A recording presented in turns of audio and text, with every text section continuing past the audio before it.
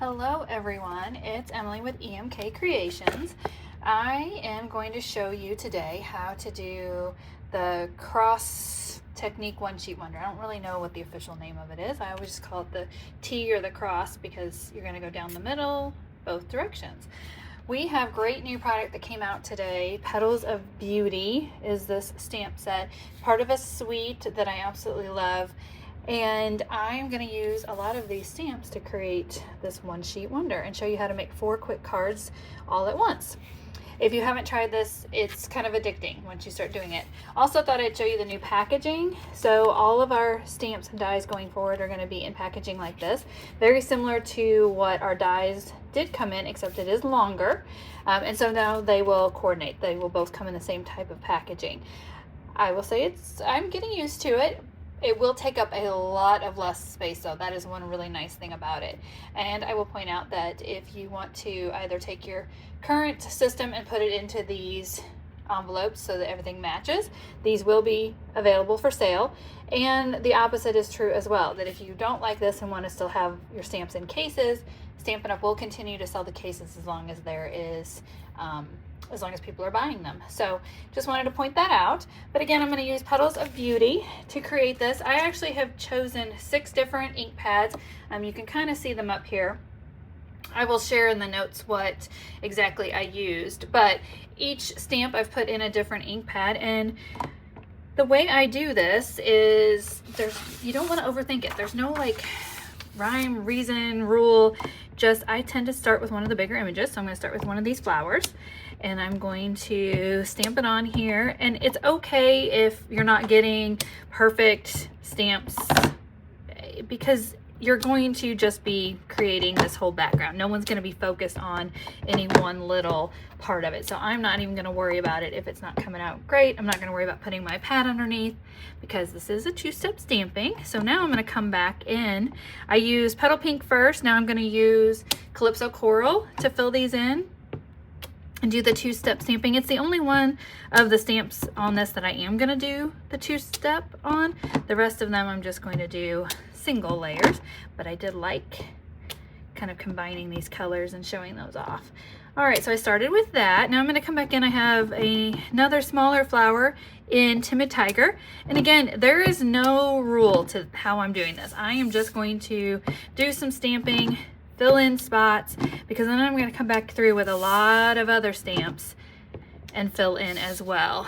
And I did stick a piece of scratch paper under there in case I'm going off the page a little bit, just to kind of help keep that a little bit neater. All right, I'm gonna try that. Now I'm gonna do the biggest of the leaves. I did this in Mossy Meadow. I'm gonna go ahead and fill in with that.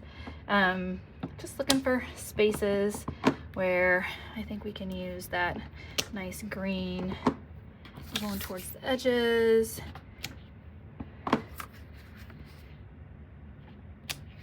Again, you just want to fill in. You don't want to worry about overthinking because you can keep going back and adding more. So now I have Lost Lagoon on this little leafy thing here. I don't even know what we would call this, but I'm going to use that to fill in some spots. In the end, I've got some tiny flowers that I'm going to use in Secret Sea and really fill in all of those open spaces that I've got. So you've got plenty of chances to fill in and not worry about there being, you know, a lot of white space in there. I think I'm gonna go put another yellow flower right there. I think it can use one. Same with maybe down here. So again, you'll see as you go where you want to add and fill in and keep giving it more color and more depth, if you will, because we will cut these down. You're gonna end up cutting it into 4 pieces. And that's how you're gonna get your 4 different cards.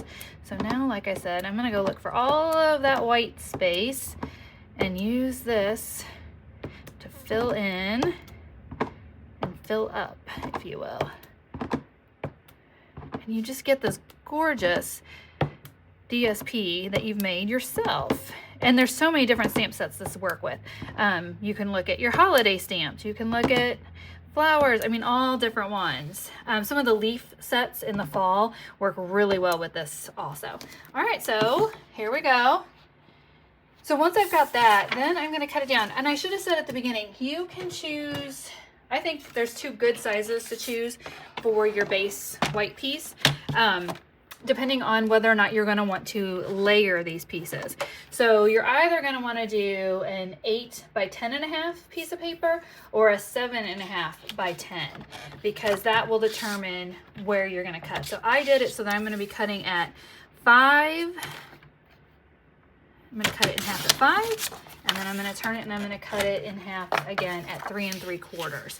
So that's going to give me 4 pieces, 3 3/4, not 2 3/4, that I can layer, and I'm going to show you how I did that. So I had already made up one of these and have some cards to show you that are finished, so you can get a better understanding.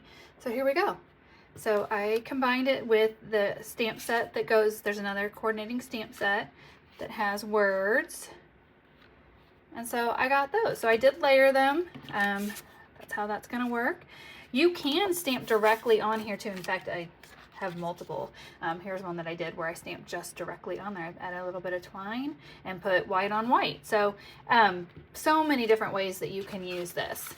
So I'd love to see if you try this, if you want to share on my social medias, or come back here and leave me a comment.